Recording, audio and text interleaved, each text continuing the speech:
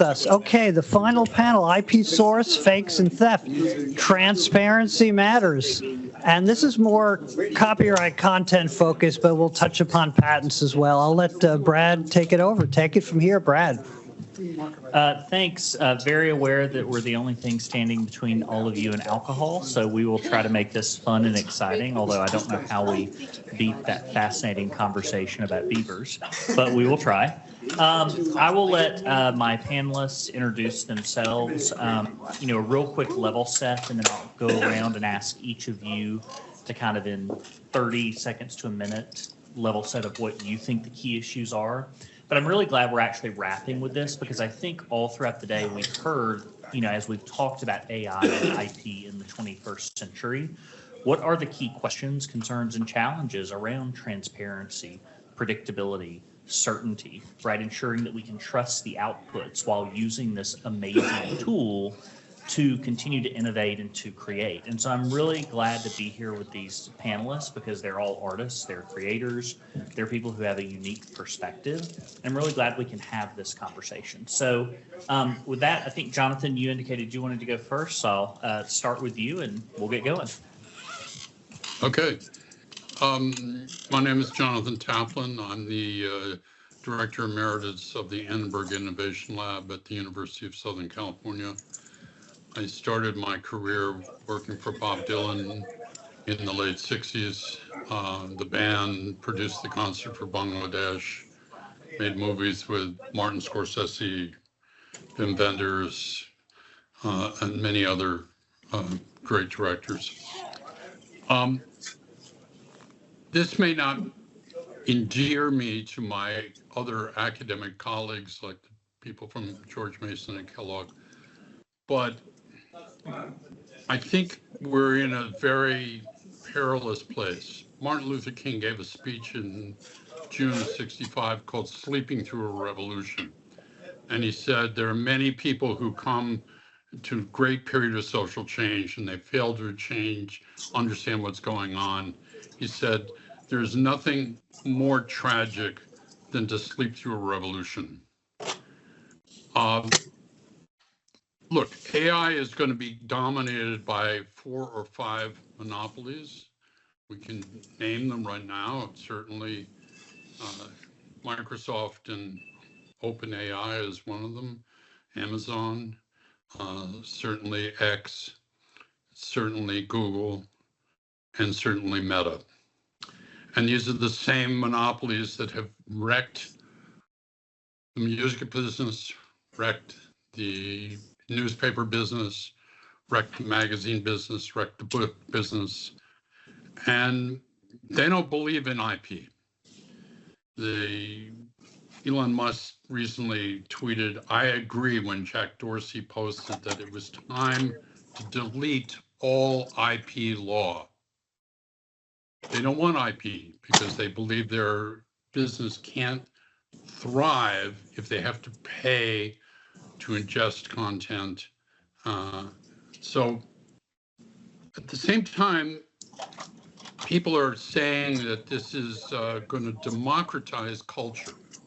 So the fact that almost 30% of the music that's uploaded to Spotify every day, and that is, if you can imagine it, 175,000 tracks a day. Almost 30% of it today is made by AI. So this is a snake oil pitch, that everyone can be a painter or musician or filmmaker or poet, as if art is something you just heat up in the microwave and it'll be all okay. So I'm going to be an elitist. I think we have to fight to stop this contempt. We have a contempt for mediocrity, and Ted Goya calls it slop, this AI, and we've got to fight the slop. And otherwise, it's going to be all slop, and the culture will die. Yeah, sure. Well, I feel pretty much the same way that Jonathan does. I've been working with, okay, first of all, I'm David Lowery. I'm a platinum selling songwriter, performer, music producer. I'm here because this weekend we have 2 shows sold out at the Fillmore for my band Camper Van Beethoven. It's a 40th anniversary, right? I've been using various forms of AI for quite a while now. I want to distinguish between a couple of uses, though. So auto-tune, you know, something you kind of all know about, is essentially the same thing. It's and there's a lot of tools that we use when we're recording where you might want to say, let me take that word and, you know, put it in a different key and move it over here. And all this stuff in some ways is similar to, or it's sort of based on some of the same probabilistic techniques that AI uses and stuff like that, right? So, I mean, we just sort of call it, you know, I think it was better when it was sort of, that stuff was called deep learning. So there's a bunch of stuff like that that's out there, and it's getting really good, and it's super useful to me as a producer or as an artist, right? I just remix some old live recordings, right? These were 2 tracks. I could take the vocal out, move it over here, place it over here and stuff like that. That's all cool, right? That stuff is all mostly licensed, right? I use a program called RipX, and most of the, as far as I know, they claim that like all the music that they've ingested, they've licensed, right? So to me, when I'm looking at AI, I'm thinking about like the good things like somebody will be able to read my calcium scan on my heart, right? You know, and AI will read that and kind of maybe make sure the doctor isn't, he's catching everything, or he or she is catching, reading and finding tumors and stuff like that, right? But then there's this whole other world of AI, right? Where it's essentially just a bunch of slop, images, yoga mat music, generic sort of theme songs that go into commercials and stuff like that. All of that kind of AI, it's like really low grade commercial uses, right? And all of that kind of only works if those companies can essentially ingest like all this copyrighted work without paying any sort of license fee and without permission and stuff like that. And I say this, that's not really the future, right? That's sort of AI that needs to rip off like all this copyright, ingest it without permission and stuff like that. That's just spammy shit that goes on social media. That's not the promise of AI. And people in like sort of the intellectual property world who are fascinated with AI and stuff like that, you need to like, that's not life-changing. That's not world-changing. It really seems a really poor trade-off to completely undermine like a bunch of the music business and the revenues to artists and stuff like that for this, what is essentially just spam, right? And it's not going to get you anywhere with like, finding some new, medical breakthrough or some new drugs or some sort of mRNA sequencing or something like that. You don't need my songs to get there, right? And I think it'd be really good if like the AI boosters understood that, right? There's the spammy stuff and then there's the real stuff. And the spammy stuff, it's just a scam. Okay. So I'm Talal Shamoon. I run a company that a lot of you probably know about called Intertrust. I'll try to be brief because we probably want to get into the meat of it. A few years ago, I gave a talk in Eindhoven in Holland right after Bo Hayden did. And Bo was introduced as having been a basketball player in his earlier career. I'm about half Bo's height, and I got up and I said, I was never a basketball player, and I'm not a creator. I'm not the artist on this panel. I'm the technology guy. My company invented digital rights management, living in the turbulence of the entertainment industry, hot water meeting the technology industry cold water since all this stuff started. I could easily argue the artists are getting screwed by AI part of this. In fact, we had a prep meeting last week, and the problem with this panel is we're just going to agree with each other. We asked Bruce to invite someone from the Electronic Frontier Foundation, and they did the right thing and hid under the table and said they'd go nowhere near this conference, which is just as well, because they would show up here and tell you that people have a First Amendment right to steal stuff, which is an actual argument that I've heard them make. But I'm going to try to bait the artists on the panel just to make it a little interesting, with the caveat that I actually agree with them. But having lived this since the start, so I showed up in Silicon Valley in 1997, and just as MP3, peer-to-peer file sharing, and very cheap broadband was filleting the music industry.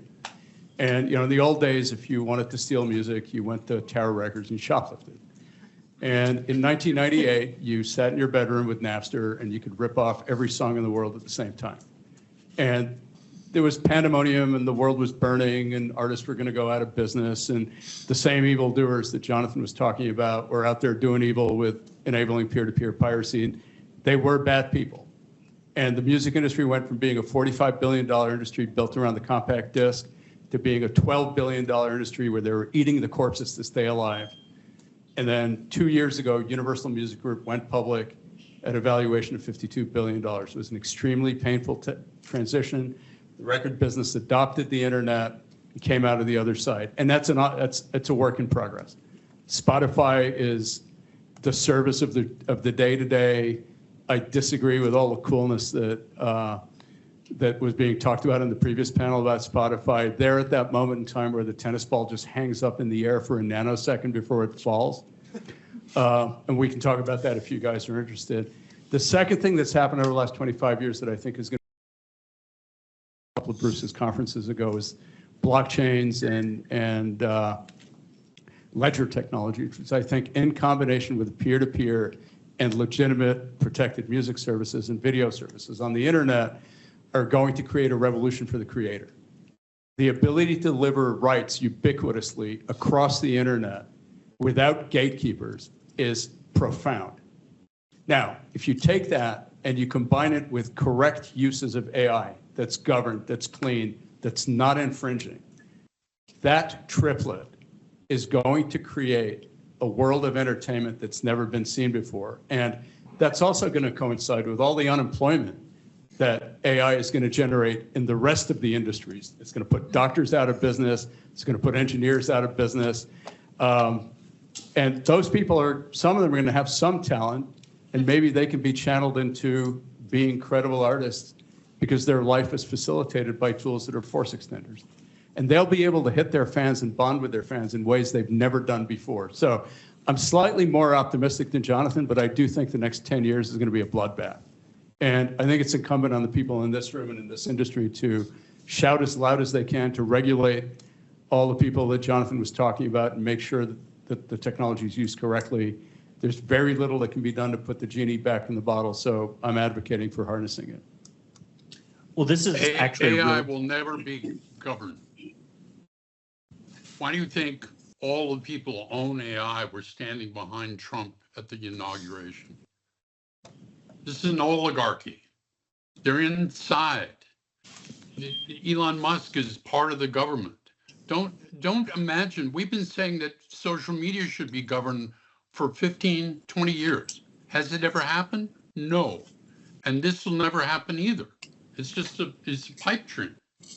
So what are you going to do about it? Are you going to move into the forest and send mail bombs to people, or are you going to try to build some technology that does the right thing? And I'll actually jump in here because this is a really good segue into one of the first things we talked about in our prep call, which is how do you balance this, right? I mean, between the fact that the genie's not going to go back into the bottle, this can be a very helpful tool, but it also presents its own challenges, not just economically, but, as we all know, there's a real human value in human artistry from a cultural and a historical perspective. So would welcome thoughts on that. I mean, how do you navigate those very different competing dynamics? Well, but okay, look, I'm an artist, but like I never get sort of maudlin about it or or something like that, just because I've been in the business for a long time and I sort of, artists are kind of a pain in the ass too, right? And self-centered and narcissistic and like all that stuff. And in some ways, it's like, yeah, deal with it, right? But no, the thing is, I'm probably closer to a classical liberal than a liberal on this stuff, but we have rules, right? We have these rules about copyright, and we did them for a reason, right? We were like, okay, we want people to create art and music and such, right? We're going to basically give them an exclusivity.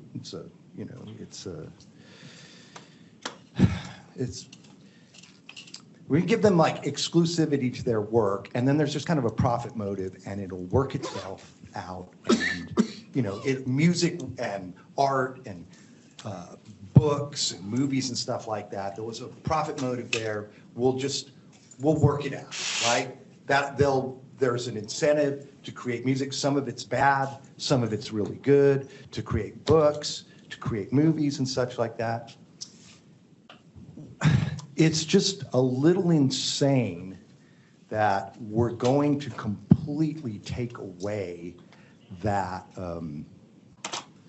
sort of the economics of this. We're going to wreck the economics of it. And it's already happening, and it's not happening the way you guys think. Nobody's writing hit songs with AI right now, right?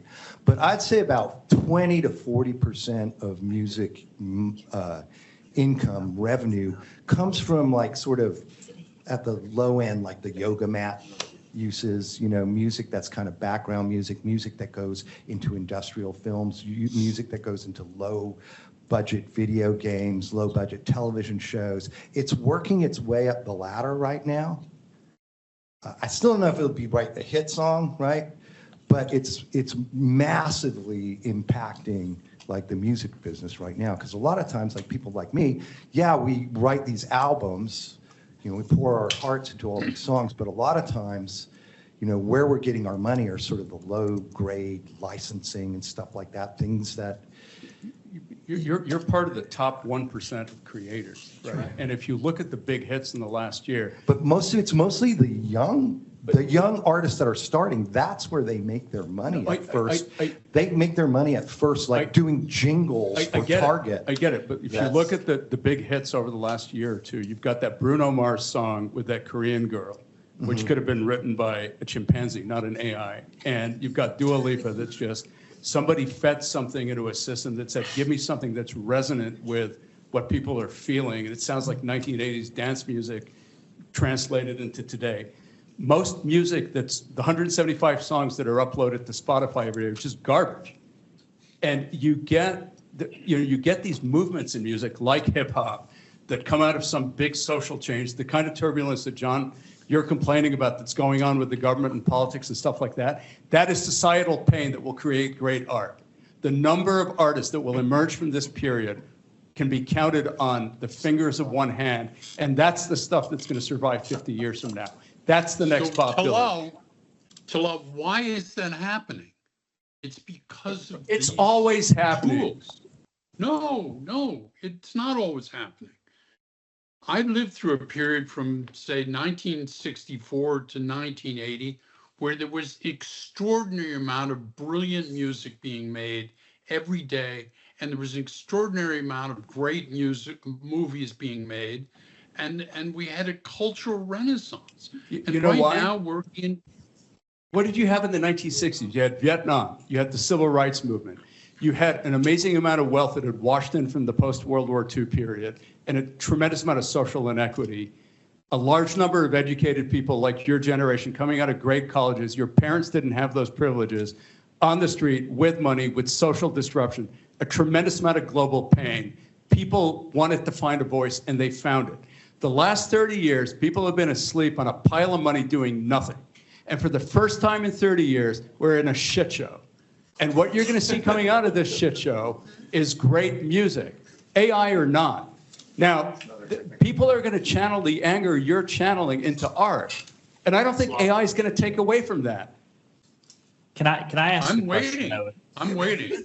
I mean, we're going from hip hop being fight the power to Snoop Dogg being willing to shill for anybody who will sign a check for him. I mean, what got the rich. hell? But Okay. where can Martha AI Stewart, in fact, not anyone. Can I just suggest one thing that we could do? We could eliminate this idea that fair use means you can take a whole piece of music and ingest it.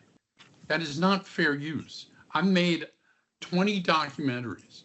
Fair use means you can take 30 seconds of a movie and put it in your documentary. You know, I mean, this is nonsense.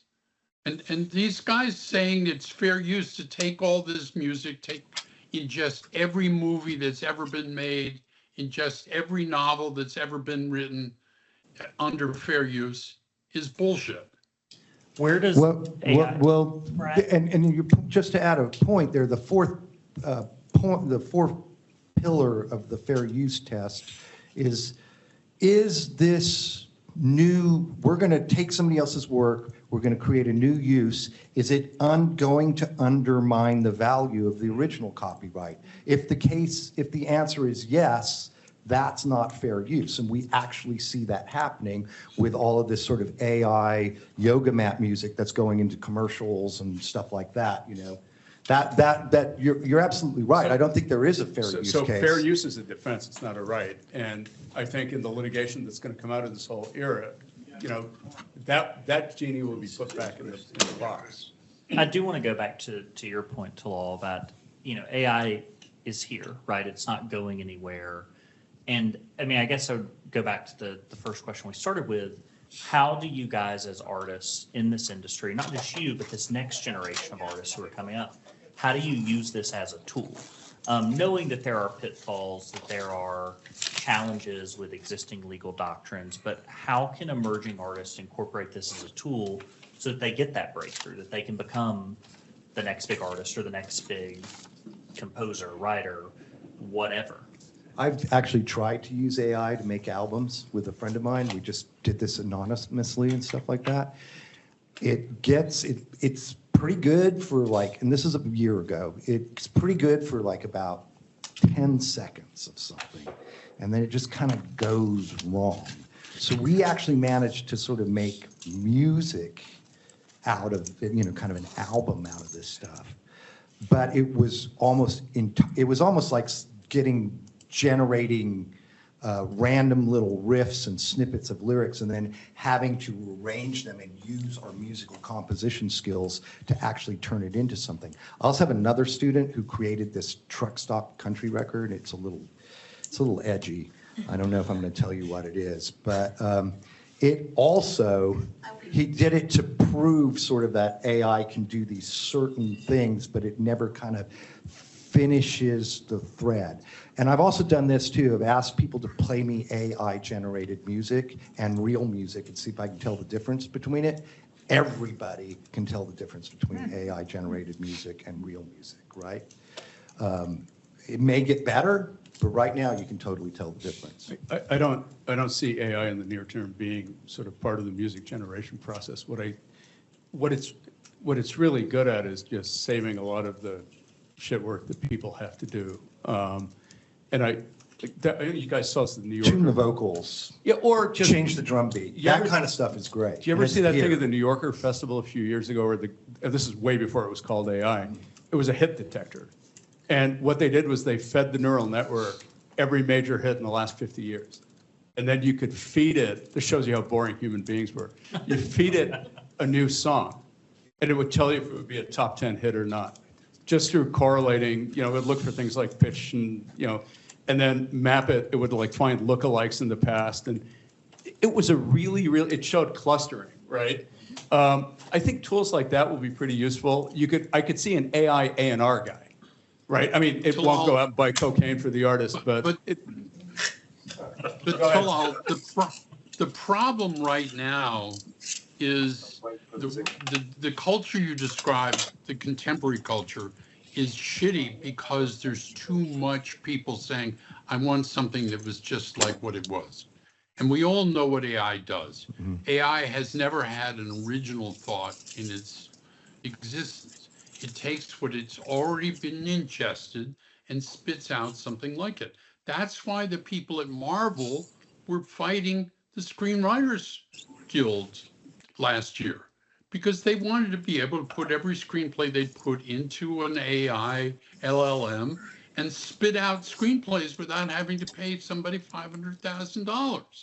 No, I mean, so look, all this is going to do is produce more mediocrity. And as to what we do what T-Bone is doing. We do what David is doing. We make music that's actually real music. And we go into a studio with a bunch of players that are actually in the room together. And we often use acoustic instruments.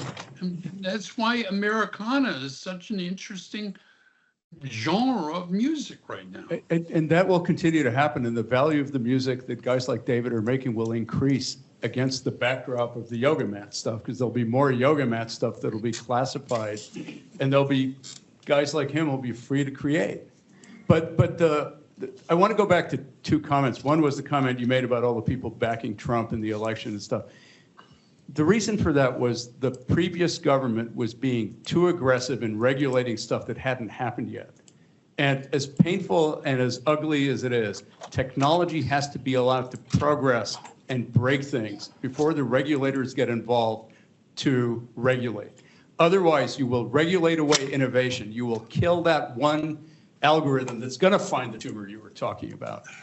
And the SEC was doing that with blockchains and cryptocurrencies, which have the potential to revolutionize the banking system in a good way. And the Great Department, 50 miles south of here, wanted to be able to go speculate. And of course, they're cynical and they don't care about burning it all down, but it's going to be a push-pull. Well, you should read John's book, Move Fast and Break Things. So it's a fascinating book, and it takes the other side of it, but I'm not going to discuss that right here. We'll put the Amazon link up. Look, Talal, Trump and Musk believe that the only good public official is an algorithm. That's what they're trying to do. You know, I mean, so let's just be clear. What Elon wants is a government that's run by algorithms, you know, and commerce that's run. These people don't give a shit about art. They don't care one bit. It's against everything that they believe in.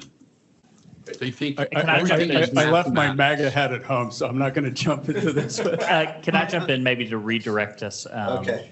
to a Brad, broader? we have time for a few questions if you want to. Yeah, sure. Yep. So I'll do one final thing to maybe tee up for questions, because I do think all of this builds into, and we talked about this in our prep call, right? So much of the current debate around, you know, AI and artistry is focused just narrowly on the question of copyright law, fair use. One thing we talked about, though, right, is what do artists need to know or think about when it comes to other intellectual assets as they think about protecting their artistry, their brand, their ability to create?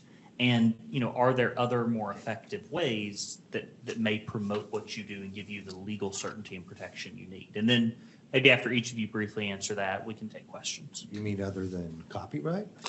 Right. I mean, so we talked about like name, image, likeness, or you know, different trademark protections, or even if we need another type of asset to protect the work that you're doing.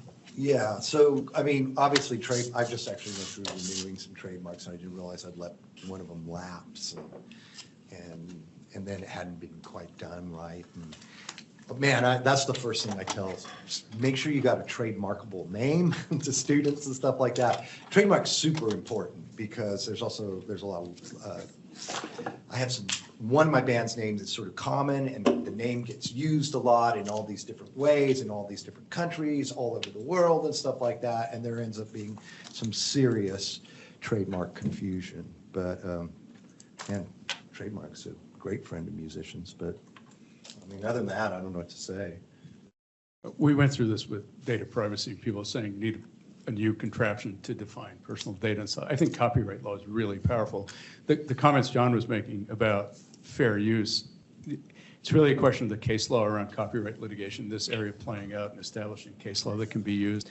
The reason, I mean, I was trying to be provocative like I promised at the beginning. The reason I think fair use is an effective defense, although it's completely wrong and lame in this situation, is if I'm stealing music with a peer-to-peer file network, it's pretty clear what I'm doing. And you go back to Betamax and you go back to the Napster cases, time shifting, space shifting. That was a very easy case to litigate, although people at the time didn't think so. The problem with an AI just basically learning from artists and spitting something out is, I think it's going to be very hard for a judge and a jury to really know that the thing learned up on everything Bob Dylan ever did and added some salt and pepper to it. It's going to be very hard to finger how it was lifted. And I think that is going to make the development of litigation in this area very We're hard. going to need bots to monitor the bots. Well, I mean, just not to digress on patents, I think the biggest threat to the global patent system is a bot farm in China just thumping out millions and millions of AI-generated patents that, you can't tell were written by an AI. And you're going to have examiner tools that are going to be helping the examiners get patents through the system faster. But then I'm a computer scientist, so the challenge of writing an AI that can, it's kind of like a Turing test. An AI that can detect that an AI did something is much harder to do than an AI that can fool a human into thinking it was a human. This is really the heart of darkness. And I think that's actually a good place to maybe end before we take questions, because Talal, I think that really sums up the challenges right around AI, which, the balance of transparency, right, and accountability, and just all of these factors you're talking about, especially as this technology continues to evolve. So I think time for 2 questions. Yep. So Bo's been trying for a while. I've been trying, yeah. So I think there's a couple issues here, and it's good to, there's a couple issues here, and it's good to pull back a bit. I mean, first of all, if AI is going to produce slop, then we should be able to outcompete it with the humans, right? Now, of course, that might take up some of the low end, but still, people that are producing good stuff. Now, everyone has different taste in music, and I argue that the 70s music was the best, and that the human-generated music now is slop, not just the computer-generated. So I would be happy if AI would produce another Pink Floyd album for me, for example, because it doesn't seem that any human is going to produce the next Pink Floyd album. But just to go back to the fundamental thing is that when I talk to a friend of mine who's a musician, he doesn't like AI because it takes other people's music and comes up with something, uses it to come up. But I said, that's what you do. That's what you do. You listen to all these albums, and then you come up with music. Your brain is doing the exact same thing that the AI is doing. So it's not a question of the combination of activities. It's the fact that a machine is doing it, because humans do this all the time. Everybody has, the new music is based on what they've heard before. No. AI is not doing the same kind of learning that we're doing, and a neuroscientist will talk about this. It is not the same kind of. AI is basically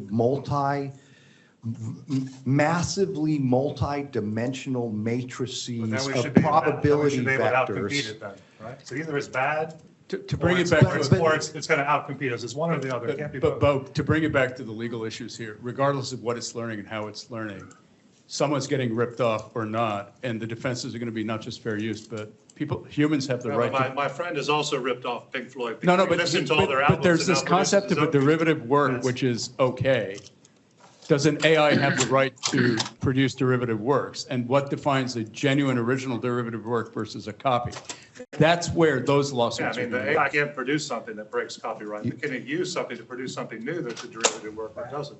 That's the question. Well, it does. They do make derivative works with the machine. That's what humans and they cause it to be created, right? Every human musician is It's their producing probability vectors. Gentlemen, I'm getting the signal. We got to get one more question in. Okay.